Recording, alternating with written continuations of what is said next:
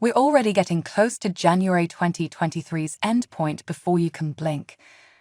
When the astrological weather is upsetting our life, time flies. And speaking of that, this week alone has quite a few events that we should be on the lookout for. One reason to celebrate is that Mercury enters direct motion on the 24th, ending its retrograde period.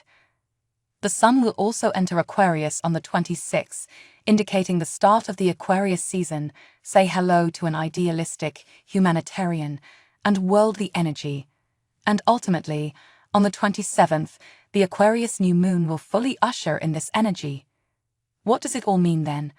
Well, we like consulting the tarot to get those clairvoyant facts. Let's get into it. Aries, Queen of Wands reversed. Despite Aries' battle with the Chariot reversed last week, you are currently up against the Queen of Wands reversed, just like you did the week before.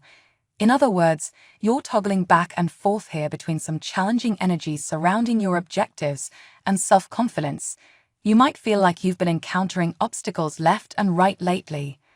The unpalatable but true fact is that many of these obstacles are caused by your own fears, self-doubts, or worries about your capacity to move forward. You must be willing to break the cycle in order to go on. Therefore, be ready to take a frank look in the mirror. Taurus, the Hermit. Taurus may be in for a productive, introspective week filled with knowledge and insight. You, stable bull, can easily absorb the rays of wisdom, knowledge, and insight you may require thanks to the Hermit's illumination. Looking for solutions? The time to look for them is now. The Hermit has its standards for honesty and hard labor, so it's not all sunshine and rainbows. It's crucial to set out time to think, meditate, and pose questions, since you can't just sit back and wait for the answers to present themselves. And if you do, you just might get a response from the universe. Gemini, the world, Gemini. This week's energy can be summed up in one word: entire. The world comes around a full cycle Akka. It's a terrific time for shutting out the old and letting in the new, but simultaneously feeling that sense of completion and contentment that you should experience from doing so. While this may seem overwhelming and dramatic, you can use this energy in a variety of modest ways as well. For example, you can set a goal at the start of the week and feel the same sense of achievement when the box is ticked at the conclusion of the week.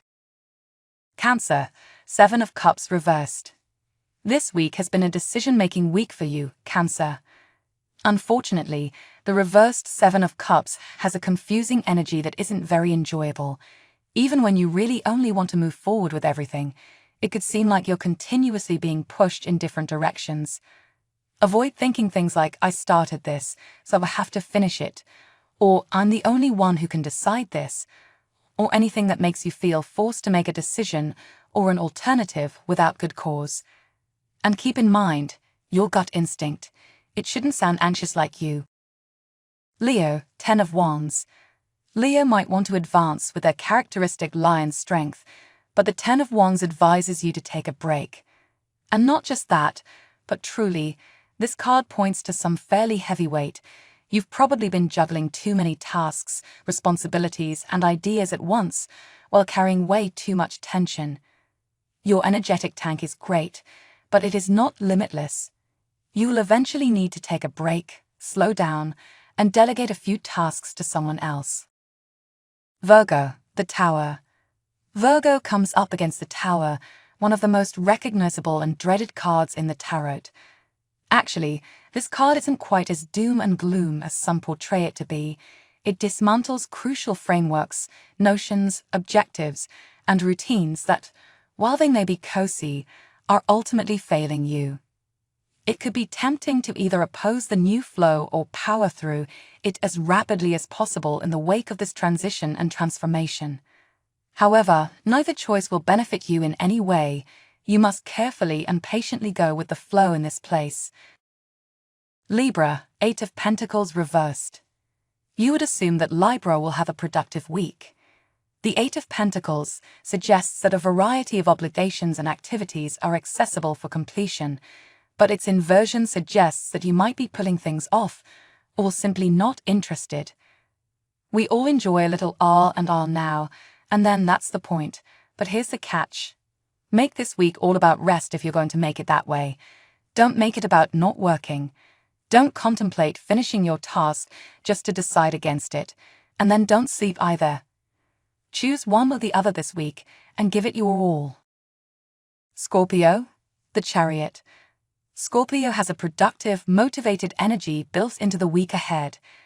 This week can be a good one for you if the Chariot is by your side, especially if you want to shine in the spotlight, complete a few tasks, or simply make more headway toward your goals. When it comes to getting things done, Scorpios are a little undervalued, but rest assured that the dedicated Scorpion can. This week is your chance to demonstrate that. Sagittarius, Six of Pentacles. This week, Sagittarius, it's all about what you can provide. The Six of Pentacles invites you to take part, especially in terms of giving. Additionally, it may not be exclusively material, although for some it may be. However, there are some people who might benefit from your typical Sagittarian wit and insight. After all, this is a resource as well. You can give away your time, knowledge, and life experiences to the people and things around you. The universe is urging you to try this week. Capricorn, King of Cups. This week, Capricorn is all about the heart. Embracing the King of Cups' heart-centered and emotionally mature energy, you are this week concentrating on what feels right, emotionally and intuitively. Despite the fact that you are a sensible goat who is renowned for their practicality and get-it-done mentality, you still have a tender side and are capable of showing affection, of course in a fair, grounded, and responsible manner in true Capricorn fashion. This week, your chances are good, so start a journal or have a heart-to-heart chat. Aquarius, Page of Cups. The joyful, imaginative, and perceptive spirit of Aquarius is waiting. For this week, Aquarius in particular represents a youthful and creative spirit inside the Page of Cups, letting their inventiveness take the helm and self-doubt fall by the wayside. This isn't necessarily about completing a specific task or experiencing a specific intuitive insight. Instead, it's about enjoying this energy for what it is and just being who you are without feeling the need to go anyplace or do something in particular. Pisces, Temperance reversed. Pisces has gone through phases of organization and has been attempting to reorient all of this energy, both within of you and outside of you.